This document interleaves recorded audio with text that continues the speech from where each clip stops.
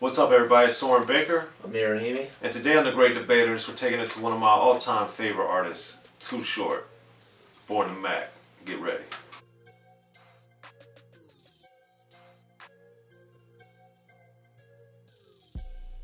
Alright, Amir, so today on The Great Debaters, we are talking about the 3 best songs on Born to Mack. This is Too Short's first national album.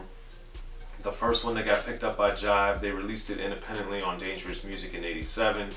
88 it gets picked up, and 89-ish, as Short continues to go, it gets reissued. So there's so many different versions of this album.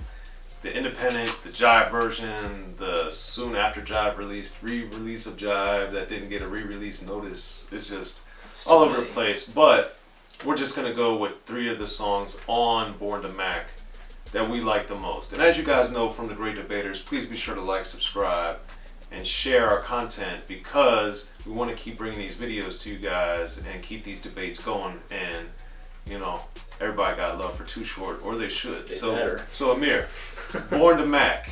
Okay. Once you're hearing this album, was this the first Short album you heard, or what happened? First Short album I heard was Life Is Too Short. That was the first one I heard.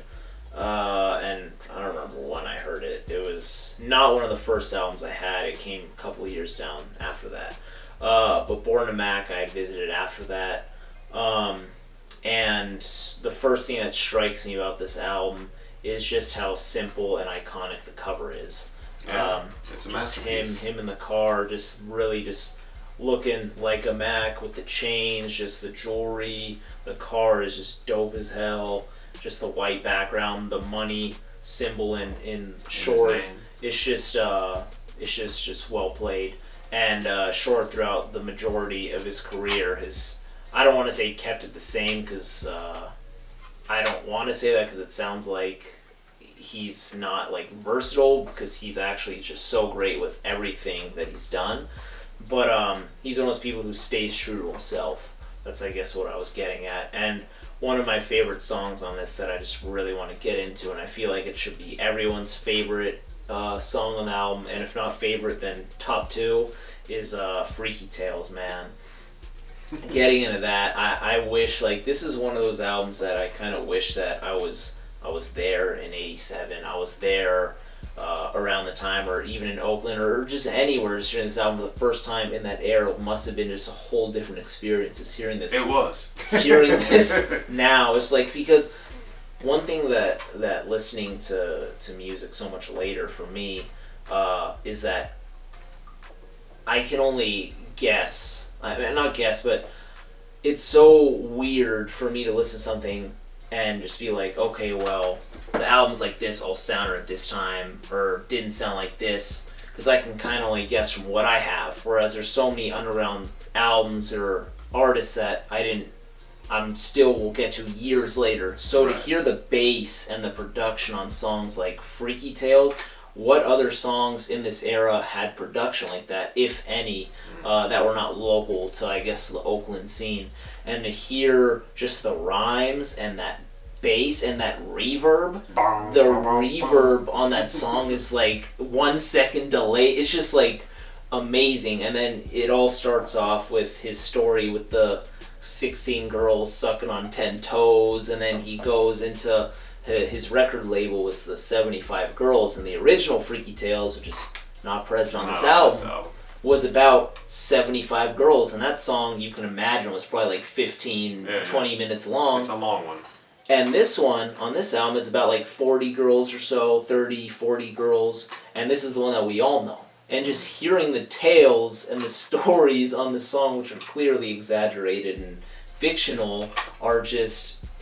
I've played this song so many times with friends, and they're all like, this is what you listen to? Because not all my friends like rap, like me, obviously, so it's just one of those songs, man, that is just so fantastic, and it sets Short apart from so many people. And I feel like in 87 to make a song like this, or like he made it earlier, obviously.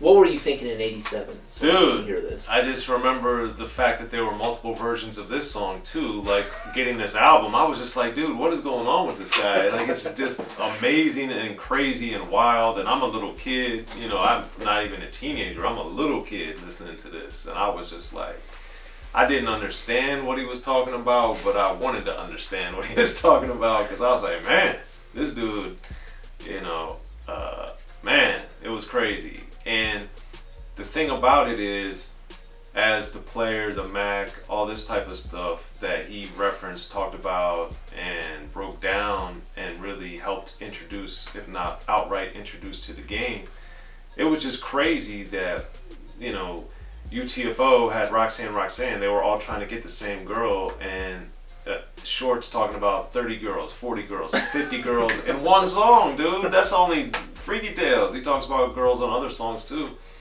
And he's naming them. So I remember the whole thing is, at times it would be a situation where the girl would be like, oh, I'm glad my name wasn't in the song. Or, you know, Brenda, like everybody's like, ooh, Brenda, you were in Freaky Tale. You know, whatever it was, whatever the girl's name was at the time. So that always, you know, was funny because, you know, the girls really took it to heart that they were or were not mentioned in there. And of course, I grew up in Maryland, so they didn't know Too Short or ever met him or anything, and they were all my age approximately. So, you know, very young. And even a couple years later, because this is one of those songs in rap history that lingered a while, and still it has such an impact, as does another song I'm sure we'll mention, at least I will, as one of my top tracks on Born to Mack. But it just showed Short and his Don't Stop Rapping-ness. Like, I had the 75 Girls albums, I got them around this time, but I got Born to Mack first. So I heard those songs after I heard Born to Mack, and I got them after, because it wasn't, I had never seen them, I had heard about them and read about them, but I didn't have any access to the first three albums. So this to me was the fourth album. It's kind of like Star Wars. I heard the fourth one first, and then I had to go back to parts 1, 2, and 3 with Short. So that was interesting, and he's one of my favorite rappers of all time, and I think one of the best rappers of all time. Yes. It's just remarkable. So that's Freaky Tales and many iterations of it. So for you, Amir, what's your second track? Second track is probably the track that you were mentioning earlier, which would be Dope Fiend Beat. That beat is also just crazy. And these two songs already, just these two songs we're talking about, run at about 7 or 16 minutes. Long, dude. 16 minutes between the two. And it's just like, this is one rapper who we said he's, at this point now in 2020, he's been rapping for close to 40 years. Right. It's not quite 40. I think it was probably started in like 82 or 83, around there. Early in the game. So, and we hear him still to this day, at least I think he's still a talented artist and rapper. Absolutely. So, Dope Fiend Beat, man, this fool is just this beat is just, it knocks. And we were, me and Soren talked about this. Also, I've read interviews, particularly people in California, they would do things called like the car test. And this is one of those beats that, you know, when you play it in your car, you're like, okay, this is right. This is going on the album. We're gonna hear this around the block once this drops. This is one of those songs. Freaky Tale is one of those songs. This album and later Short albums, you can tell like these all pass those car tests. It has that bottom, man. It's got it that does. bottom. That bass, just the aftermarket speakers, you know this album was bumping in it, an album similar. And especially, like I said, like 87, I really wonder like what was coming out of those cars. I guarantee a bunch of them had this tape in it. And Dope Fiend Beat had to have been one of the songs. It's just stupid good. Well, I've talked to Money B a lot over the years from Digital Underground, and he told me he was at the show where Short wasn't the headliner, but should have been the headliner, and all the out-of-town artists were kind of shocked when, because Dope Fiend Beat was the big song, and it basically, the Oakland Arena, or I guess it would have been called at the time. But Money B and I talked about this on Unique Access, so you guys can find that interview, and we'll link to that. But the point being is that this song, as much as Freaky Tales is to a lot of people, Dope Fiend Beat is like 1A. You know, it's right there. And it's just amazing because, you know, we had, by 86, 87, I think rap, because it had become more of a business and people were starting to make songs, make singles, and this is right when we're getting into a lot of albums starting to come out. You know, people were making songs in an effort to get them on the radio or to get them in a mix show with Mr. Magic or Red Alert or what have you. So the dynamics of how songs were being made. So if you go back to Rapper's Delight, that's a super long song and they just made it. And depending on what version you have of that, it could be, 12 minutes or something crazy. So Short kind of threw it back because clearly Dope Fiend Beat and Freaky Tales were not getting on the radio. So it didn't matter if they were 3 minutes and 12 seconds or 12 minutes and 19 seconds. Neither one was getting played. So, it was just cool to see somebody like really embrace what his artistry was and to do it his way. And that was, something that I always respected and liked about him, is that he just did what he wanted to do and then was rewarded with that, with the, exceptional career that continues till today. So Amir, what's your third track and why? My third track, so this is, it was a little tougher for me to pick a third song. Reason being, although I like the album, for me a lot of the production is more dated as compared to like From Life Is Too Short and on. And for me, due to the production, I guess not growing up with the album, it doesn't stick with me as much aside from a few tracks. So for me to pick the third song, it was a little tougher because I listened to those two tracks so much that the other parts of the album kind of drowned out after I'd listened to it all, the first few times. So for me, the third track, I'm picking Party Time. I really like how it starts off the album. I like the story on it, and it's got a dope beat as well, and Short goes flowing on it.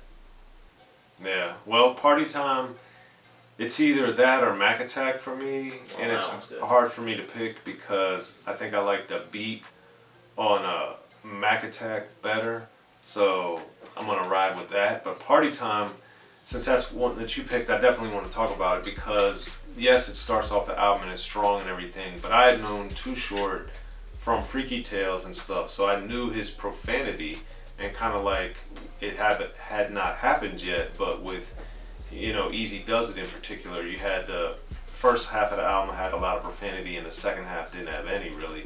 So for Short, who I knew and was getting to know his catalog at the time, to come out with the first song on the album and he just has Walk Around With Your Dick on the Roof was really the only thing that was questionable on that song.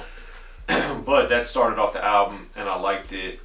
It sounded like he had that bass and he's scratching in the rock guitar and all that stuff, so that was cool. But Mac Attack, I just liked the feel of the beat better, and it sounded sonically more in line with Freaky Tales and Dope Fiend Beat, to me at least. And I liked it, Party Time has scratching too, but I liked Mac Attack has a scratching too. So I don't know, man. Those four are my favorites by far, but I give Mac Attack the slight edge because I like the beat better in particular. So, those are my picks and Amir's picks on the top 3 tracks on Too Short's Born to Mack. Make sure you listen to this album if you haven't already, and of course be sure to like, subscribe, and share to both Unique Access and to Rappin And Snackin. And hit us up in the comment section, and somebody will get back to you, whether it's good folks at Rappin And Snackin or my good friends at Unique Access. I'm Soren Baker. Amir Rahimi. The Great Debaters, y'all. Too Short. Be sure to check out the History of Gangster Rap by Soren Baker. He's official. History of Gangster Rap features exclusive interviews with Ice-T, Snoop Dogg, MC Ren, the DOC, and dozens of others. The History of Gangster Rap, a definitive look at how Los Angeles changed rap forever. In Los Angeles, the streets definitely set the tone of the hip-hop music. At 19, I got a $50,000 car. My whole angle always was, I'll be street, but I will always tell you the horrors that go along with this life. There will be penalties and casualties for just wearing the wrong color in somebody's neighborhood. And once gangster rap made it from the streets to the TV, the genre exploded. With Fab 5 on your MTV Raps with NWA. Yo MTV, it just catapulted us from being local heroes to national gangbang rappers. The history of gangster rap discusses it all from 1980 up till today. It's always gonna be shit happening in the streets. You know what I mean? So it's always gonna be something to talk about. The history of gangster rap in stores now.